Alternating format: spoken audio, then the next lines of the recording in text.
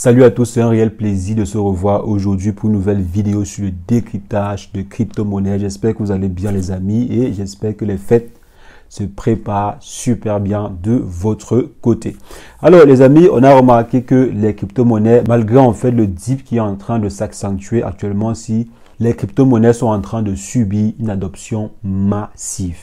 Actuellement, si toutes les différentes grosses entreprises de la finance, également de la technologie, sont en train d'effectuer une course pour s'arrimer à cette nouvelle technologie-là. On se rappelle, je crois, il y a quelques mois, c'était en fait la course avec des gouvernements. Par exemple, la Russie avait autorisé l'utilisation, mais les transactions en crypto-monnaie via sa banque centrale. Les Français également avaient décidé d'être les leaders en Europe. Les Français, les Allemands et les Espagnols avaient décidé, donc chacun essayait en fait d'être le leader dans les crypto-monnaies en Europe. Donc chaque gouvernement essayait et est toujours en train d'essayer d'être leader dans cette nouvelle technologie. Par contre, je me rappelle, il y a de cela un an, ces mêmes gouvernements-là étaient en train de critiquer les crypto-monnaies, étaient en train de dire comment les crypto-monnaies ne sont pas des technologies à adopter, ne sont pas des solutions qui viendront sauver le monde ou bien qui viendront sauver la finance actuelle, etc., etc., etc. Donc, quelques mois après, ces mêmes leaders-là ont décidé de s'investir massivement dans les crypto-monnaies. Actuellement, si ce sont de très grosses entreprises qui sont en train d'effectuer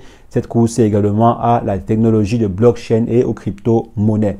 Donc, on va voir ensemble également de quoi il s'agit. On va décortiquer ensemble cette actualité dans cette vidéo. Ici, jamais c'est la première fois que vous atterrissez sur cette chaîne. Quotidiennement, nous faisons le décryptage de crypto-monnaies, d'investissement en bourse ou investissement en ligne de façon générale. Donc, si l'une de ces thématiques vous intéresse, les amis, n'hésitez pas, abonnez-vous et cliquez sur la cloche pour ne rien rater des prochaines vidéos. Alors, en ce qui concerne le décryptage du jour, on va simplement se revoir après une brève introduction.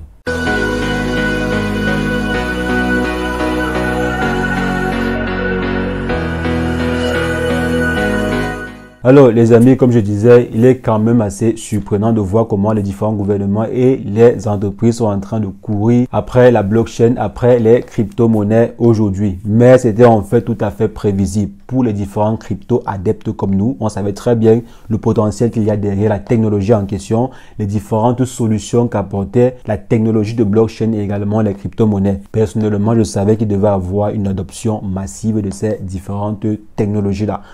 Mais je ne savais pas que cela devait être aussi rapide au vu des différentes critiques qui étaient apportées au projet ou bien à la technologie en question. Il y a de cela, je crois, quelques mois. Donc, au début d'année, ces gouvernements-là et ces entreprises-là étaient en train de critiquer les crypto-monnaies. Parce qu'en fait, les crypto-monnaies venaient les empêcher d'avoir la main mise sur les finances actuelles, etc., etc. Donc, chacun sortait ses propres excuses. Mais je savais et plusieurs crypto-adeptes savaient que les crypto-monnaies seraient adoptées massivement par ces gouvernements et également par des entreprises. Je crois il y a 2 mois, en fait, Visa et Mastercard annonçaient l'intégration des crypto-monnaies parmi les différents services. Donc, ils devaient en fait intégrer les crypto-monnaies ou bien la blockchain dans leurs solutions, bien parmi leurs solutions. Je crois par exemple, si je ne me trompe pas, que Visa devait autoriser les transferts de crypto-monnaies grâce à leur partenariat avec FTX. Donc malheureusement, FTX a eu un souci. Je ne sais pas si le partenariat va continuer. Mais on voit en fait la dynamique derrière. Donc Visa veut pouvoir permettre à ses différents utilisateurs de transférer les crypto-monnaies. Mastercard également. Donc ces derniers sont en train de trouver des différents collaborateurs avec qui travailler pour pouvoir lancer en fait ces différents services-là parce que c'est un énorme marché et il faut être à l'avant-garde. Il faudrait pouvoir être parmi les premiers, sinon vous allez perdre énormément de parts de marché parce que les différents volumes d'échange en crypto-monnaie commencent à être très intéressants. Les volumes d'échange journaliers en crypto-monnaie commencent à être très intéressants. Et actuellement, la plupart des volumes d'échange sont gérés par des plateformes d'échange centralisées comme Binance, FTX et consorts. Donc, laisser en fait cela à ces derniers, c'est perdre une grosse part de ce marché. Donc, Visa, Mastercard se sont lancés dans ce game. Maintenant, il y a également des transferts d'argent traditionnels comme MoneyGram qui se lance également au jeu. MoneyGram va également pouvoir utiliser la blockchain dans ces différentes solutions. Donc, il y a MoneyGram qui est déjà là, qui a annoncé en fait cela. Je pense que d'ici peu, Western Union va également se lancer dans ça. Donc, si Western Union se lance dans ça, MoneyGram se lance dans ça et d'autres transferts d'argent traditionnels, bon, j'appelle ça les transferts, les services de transfert traditionnels. Donc, aller à un guichet ou bien utiliser l'application MoneyGram ou Western Union pour envoyer de l'argent. Donc, ça, c'est un service traditionnel.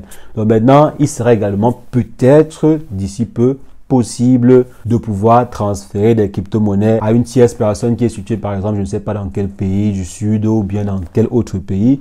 Donc vous aurez la possibilité, peut-être, je ne sais pas encore comment est-ce qu'ils vont se prendre, ils vont s'y prendre, mais il ne serait pas étonnant de voir d'ici peu que MoneyGram ou bien Western Union ou ces différents services-là commencent à proposer le transfert de crypto-monnaies d'un compte A à un compte B. Donc si par exemple d'ici peu vous voyez ce service chez MoneyGram, alors il ne faudrait pas vous étonner parce que personne ne veut rester derrière.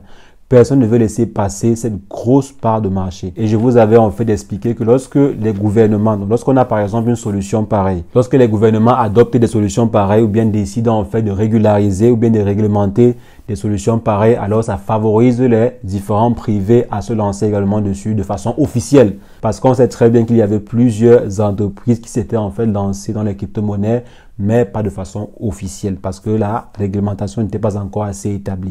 Donc actuellement, si avec les pays européens qui ont par exemple ajusté un peu la réglementation par rapport aux crypto-monnaies, ceci encourage ainsi les différentes entreprises à se lancer dans ce secteur, à se lancer de façon officielle dans ce secteur. Et maintenant, quand la réglementation est établie, les banques peuvent facilement se lancer dans le domaine. On a par exemple vu plusieurs banques commerciales se lancer dans les crypto-monnaies. Je pense par exemple à Société Générale qui s'est également lancée dans les crypto-monnaies. Donc il y a plusieurs banques qui se lancent ainsi et maintenant si les banques se sont lancées, c'est normal que les entreprises privées comme par exemple MoneyGram, Western Union et autres se lancent également. Et pourquoi pas d'autres entreprises qui ne sont pas directement concernées par la finance. Parce que c'est vrai quand même que les banques, Western Union, MoneyGram et tout, Visa et Mastercard sont des entreprises qui sont en contact direct avec la finance. Donc ceci peut très bien encourager d'autres entreprises à se concentrer dans ce secteur. Et le secteur en a grandement besoin.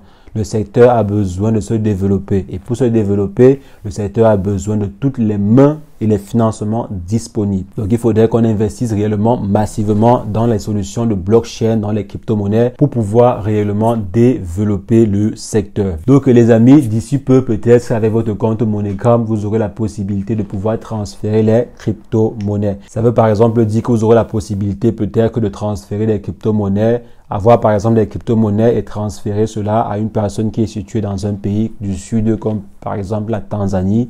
Vous avez des crypto-monnaies ici en Europe et vous souhaitez par exemple que la personne récupère de l'argent en Tanzanie, vous pouvez simplement envoyer vos crypto-monnaies ou bien envoyer depuis le service de crypto-monnaies qui pourrait être proposé par MoneyGram. Donc vous choisissez en fait d'envoyer des crypto-monnaies à votre destinateur et ce dernier pourra par exemple retirer de la monnaie locale. Donc, peut-être d'ici peu, ceci sera possible avec des services traditionnels comme Western Union, MoneyGram et autres. Et au vu actuel de la vitesse d'adoption des crypto-monnaies, je pense que ceci ne saurait tarder. Donc les amis, c'est ce que je voulais rapidement partager avec vous dans cette vidéo. On va se revoir très prochainement pour une nouvelle vidéo sur le décryptage de crypto-monnaies. Mais entre-temps, portez-vous bien. Ciao, ciao.